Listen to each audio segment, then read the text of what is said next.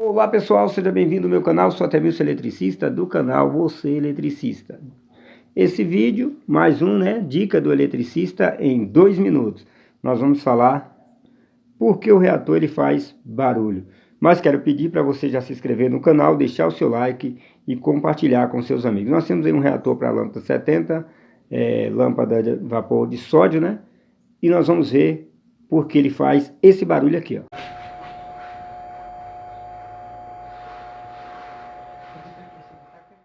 É normal, pessoal, às vezes o reator fazer barulho, mas não muito como está esse daqui, ó.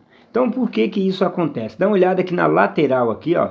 Você vai ver que essa lata, ela soltou ali da resina, aqui, dessa parte lateral aqui.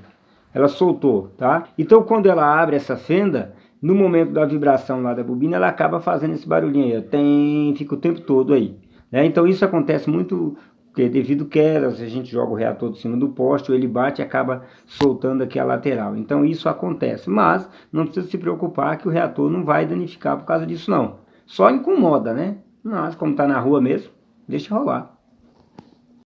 Outro dia eu tentei tirar o barulho de um reator desse, Usei uma cola com um pouquinho de areia e acabei minimizando bastante o barulho.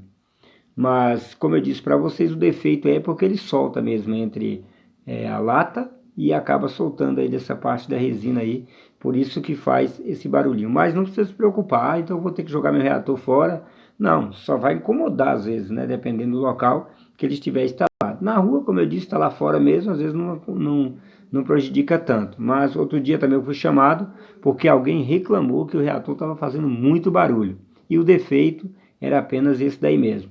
Soltou ali e aí ele faz esse barulhinho, mas pode usar tranquilamente que não vai ter problema nenhum, tá bom? Gente, esse é o intuito do canal, mostrar em 2 minutos essas dicas para vocês. Até o próximo vídeo, se o Senhor nosso Deus assim nos permitir. Se gostou, deixe seu like e compartilhe com os amigos. Valeu, gente, um abraço a todos e tchau!